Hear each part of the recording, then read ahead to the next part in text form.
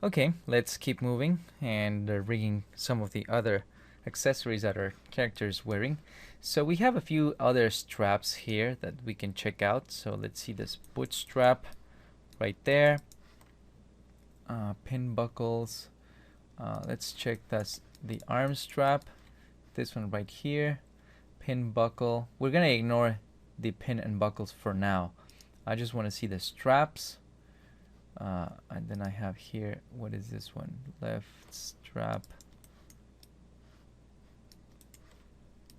What is this? Oh, it's over here. Okay, so it's another 2 pins and a buckle and a strap end.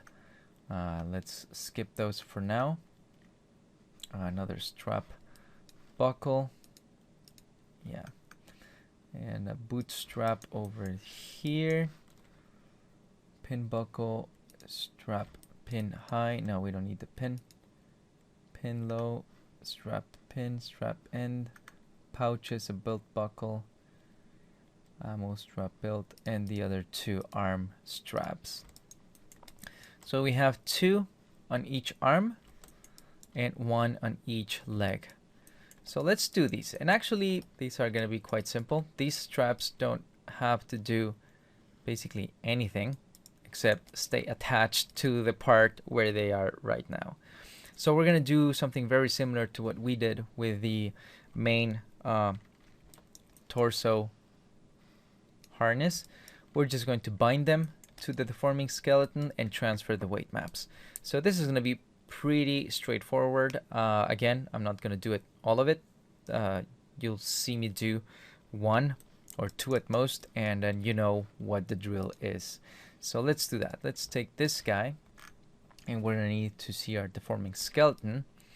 And the thing with this is that it's a very small area that it covers, so the influence of these deformers on it is going to be very limited.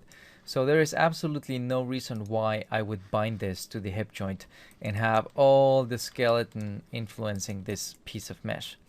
What I'm going to do is just bind it to the closest point where I think there would be influence on it, and then just down the hierarchy, and so that way I have less stuff to delete afterwards. So let's take a look at that.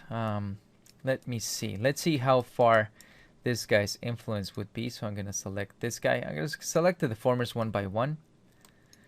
Him, it looks like it could be having influence on this area. He definitely has it. He might also have some. So it's mainly these 3 guys. So to bind this guy, I'm going to use this joint. So let's do that. Let's go to setup mode and bind to this joint right here. And we click on bind. We select the method. I'm going to leave it at heat for now, which is really funny because the mesh is hollow inside. There's a big gap on it, but it seemed to work. So let's see what happened. Let's go to our Deformers tab, and now we have a new normalizing folder. So let's copy this guy's name, and we're gonna call this normalizing folder, and it's gonna call arm strap high.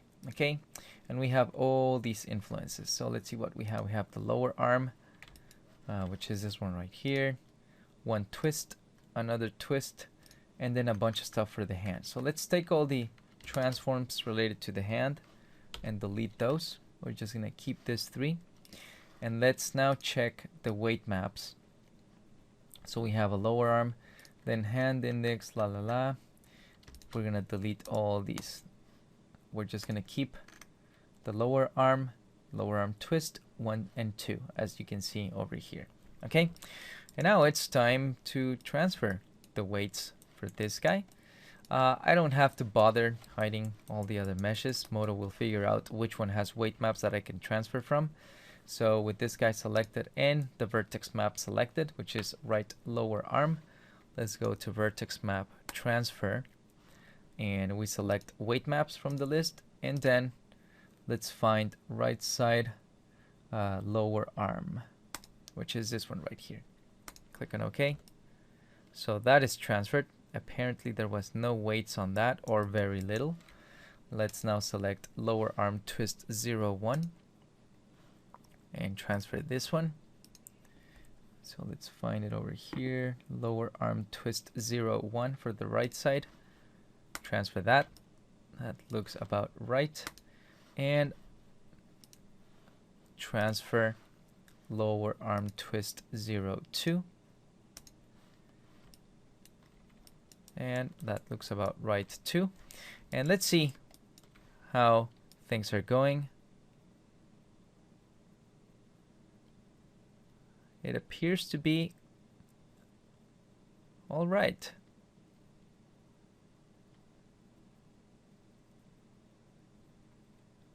So that's good.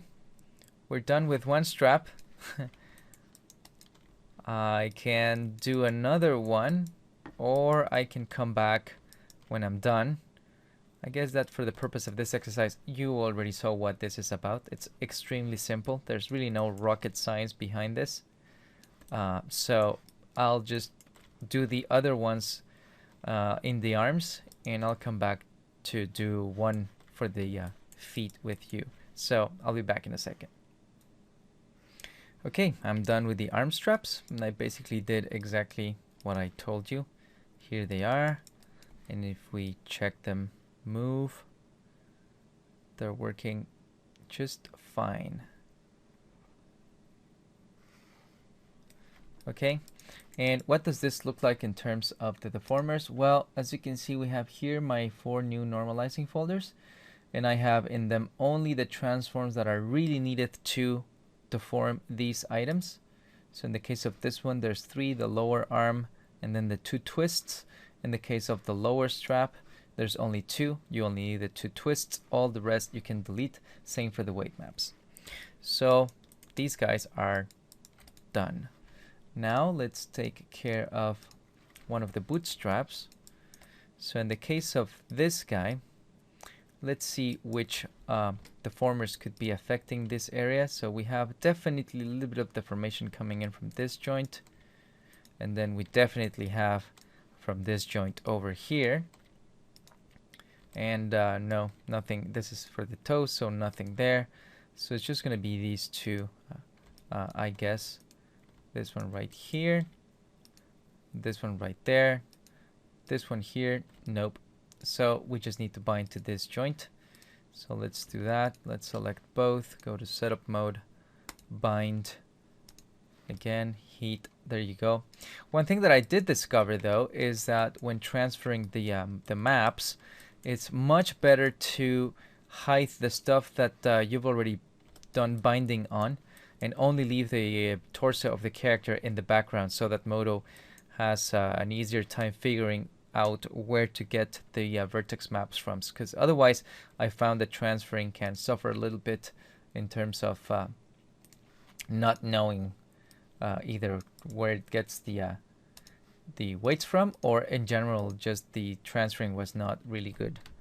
Let's just name this normalizing folder for the left bootstrap, and I'm gonna go and hide these guys. Let's find them over here. So we have this guy, we have this guy, and we have the 2 other guys are down here. Yeah, there you go. We don't have to worry about this one because this one has no vertex maps on it yet. So let's just select this mesh right here. Let's go to our list. So we have foot, toes, and the shin twist. So we just need, we have the shin twist, we have the toes, we have the foot. We don't need the toes. So let's go to over here and get rid of that influence and of the weight map. So now we have shin and foot. So let's start by transferring this one.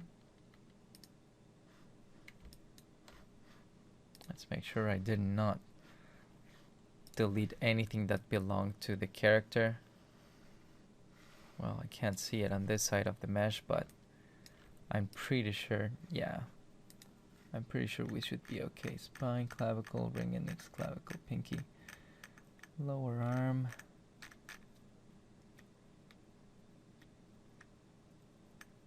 Shin twist. I just want to make sure in case something went wrong. Let's see the left leg. Let's rotate the toes, and with that I'll be able to know. Yeah, they're fine. Okay, everything is fine. So let's select our mesh again, go to the weight map list, and let's start with shin twist 03. We go to vertex map transfer, and let's look for that left shin twist 03. Transfer, fine. And now the left foot, transfer. It's gonna be up here somewhere. And ring pinky. Oh, here it is. It's a little bit off screen, but it's at the top of the list. The left foot.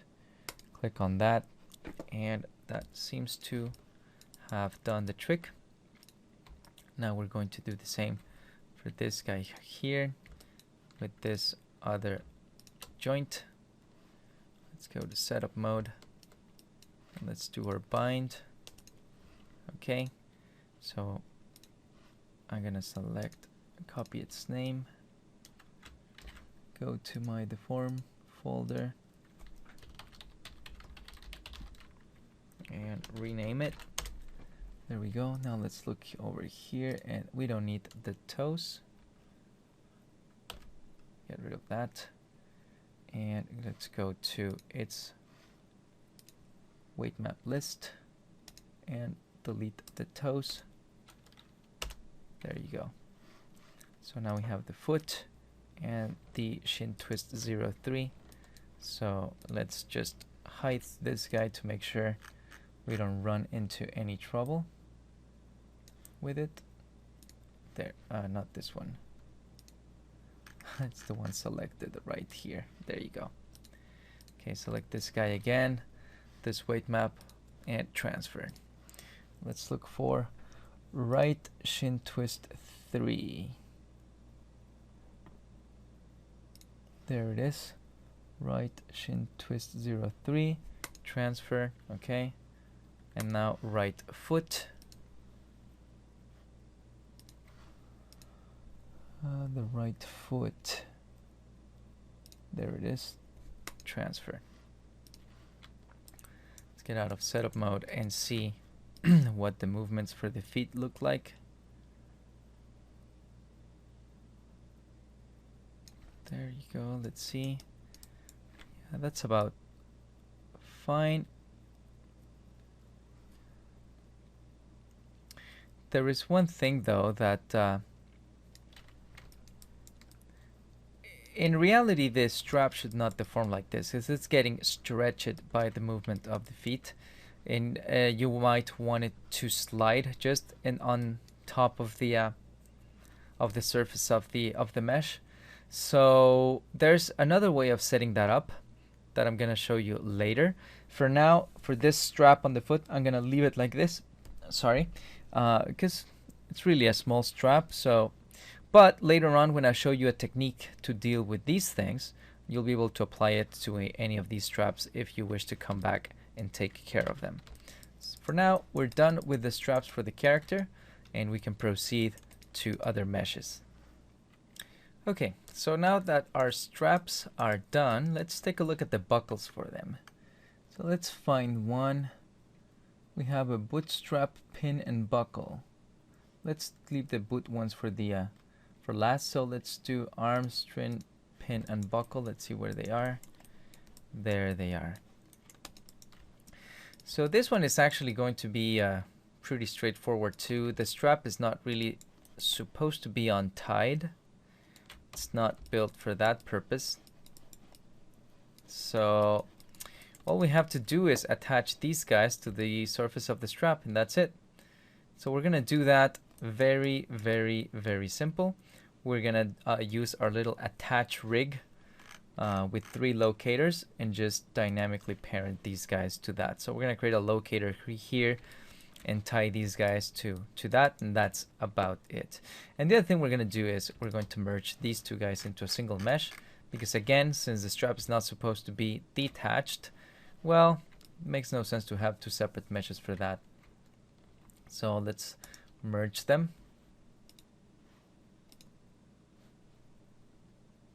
And let's call this arm strap buckle. Just like that. Okay. So again, I'm just going to do one, and I'm sure you'll be able to do the others. I'll just show you where they are. But let's do this. So let's go and see what we have for our gears rig. And let's create a new group locator, bring it in, and let's call this one group center buckles. That's what it's going to be. Everything is going to be in there. And let's create a locator, bring it into that group, and let's duplicate it a few times. Okay, now we have 3. We're gonna call this one Constraint. This is the left side. High strap buckle. There you go.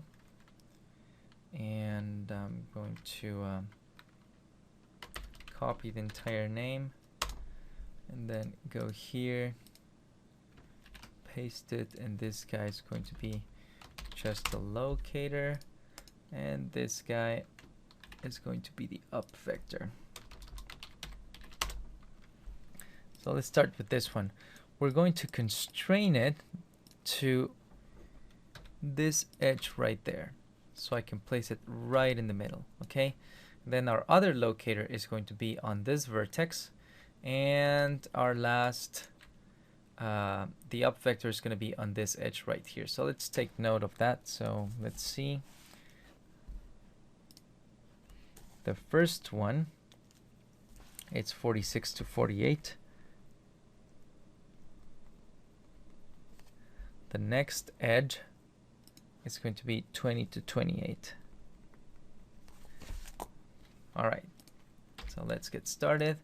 We take our first locator here, turn off compensation, and we're gonna do a edge position constraint.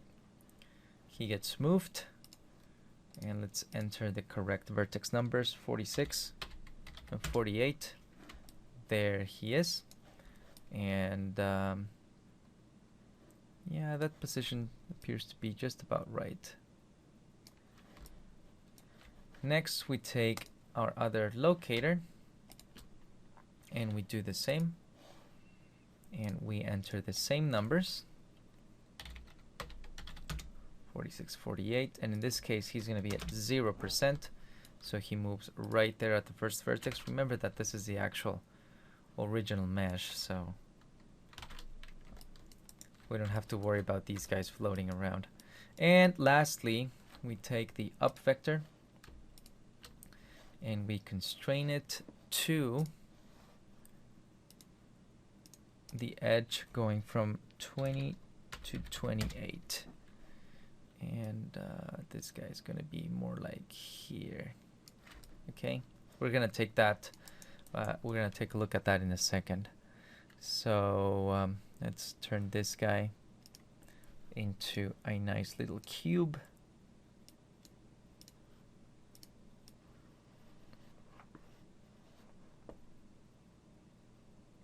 There you go.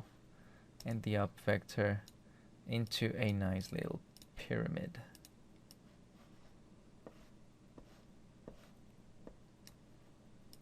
Let's make it look up in a Y, just because. And now we can take our locator here and direction constrain it to this guy. Great. And now we shift select the pyramid, go properties for the direction constraint, and assign us an up vector. And there you go. We're done. Let's move this guy a little bit, just so that Well, actually, we don't need to move it because it doesn't do anything. It would be the up vector we would have to move downwards, but we're not going to do that at all. All we want is that this guy stays fixed and we don't have any problems at all. And now I can just take him, our mesh, and dynamically parent it to our locator. And we're done.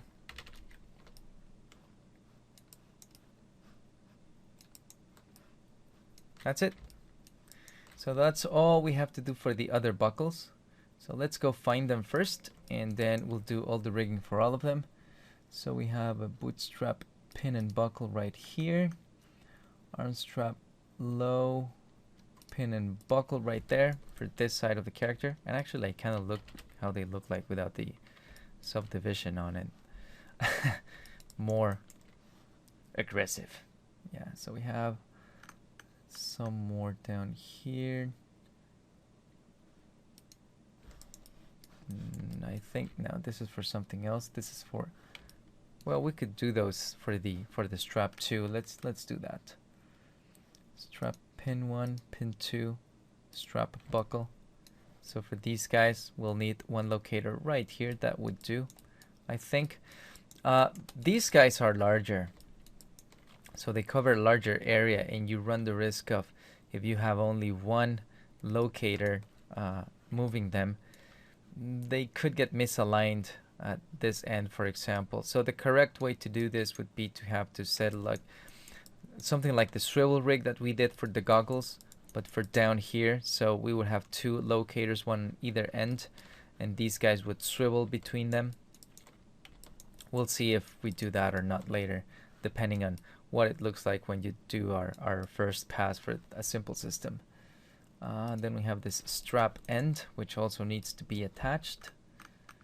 Then we have bootstrap pin and buckle for one of the bootstraps. There you go. And then we have pin high, pin high, pin low, strap buckle low for this side right here. Okay, and a strap pin for the other side on this character, and then we have some pouches for the belt. That's going to be our last thing to rig. So yeah, let's do the rest of the pin and buckle rigging, and I'll be back as soon as we're done with it. Okay, I'm done. As you can see, each one of the buckles has their little rig. I already changed the display properties for all of the items, in this case the locators. So all of the buckles are rigged. You can check them out. It's exactly the same operation over and over again, so should have no problems doing this.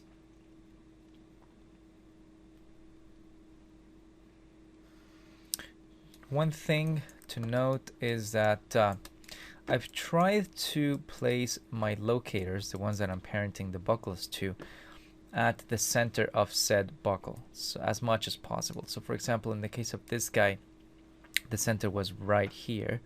So instead of using edge position constraints, I use a polygon position constraint. So I'm constrained to the polygon, and then for the direction target and the up vector, I did use edge constraints on that surrounding polygon. And for this little end, for the strap end, I decided to keep it as a separate object, and he's dynamically parented to the same locator over here as the buckle is. So they will actually move as one, as you can see. So that's all good. So this concludes all the little strap buckles rigging, and the only thing we have left to do is the belt, the belt's buckle, and all of its pouches.